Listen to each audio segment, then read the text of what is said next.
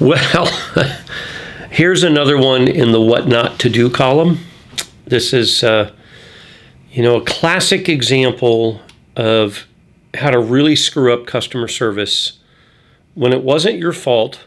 It was something that was completely unavoidable, but you still need to address it. So I'm in a hotel, and last night around noon or midnight, the alarm goes off, the fire alarm. And it's screaming bloody murder, and it's all over the building, and there's confusion, and as you can well imagine. So I don't know how many guests, but people climb all the way down, and they go down the elevator, which you're not supposed to do. But anyway, we wind up in the lobby. The management's running around confused. Finally, the fire department shows up. Nobody is saying anything to anybody. I'm sorry. Please muster over here, gather over here. You can tell that there's no plan. There's been no training of what to do when a fire alarm goes off, so forget the customer service piece. It's clear to me that these people have had zero training. They had no procedure. All right, so that's a safety issue. Mark that column. Let's just handle that as a safety process procedure that needs to be accomplished. So we can put that in that box, but let's go back to the whole idea of customer service. There was finally, the fire department came, and this confused manager is running around, and some other employees running around and taking firemen all over the place. And finally, I overhear him tell another guest who said, "Are we good? Can we go back to our rooms?" He said, "Yes, go back to your room." So he tells one person, and motors on. Everybody else is standing around. They didn't hear it. There's probably 60 people in the lobby, maybe more. So I heard it, so I got disgusted. I just went back to my room and went to bed, right? So I get up this morning, I go downstairs. There's no little sign up that says, "We're sorry." There's no little slip under our door. The alarm went off. It turned out to be a false alarm, whatever. We're sorry. Nothing.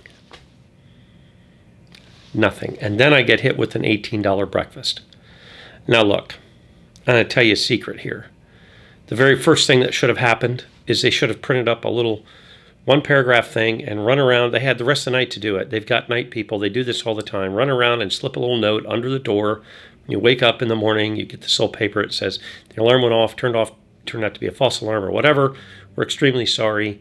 And just want you to know that we're going to offer you breakfast complimentary." That's what should have happened. That would have been in the customer service recovery category is where we would put that, although it can't happen if there's no policy for it, no training for it, and no empowerment for the employee to do it.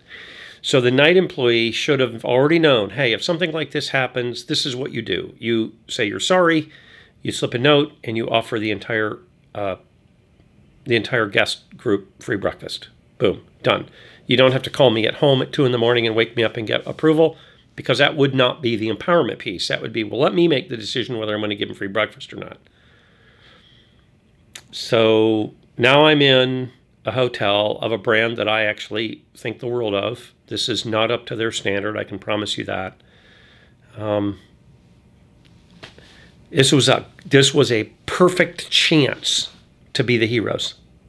They could have been the heroes for a slip of paper and a breakfast that cost them, oh, I don't know, it probably cost them $1, maybe $2 per person, right? I mean, they make buffet breakfast. It's nothing.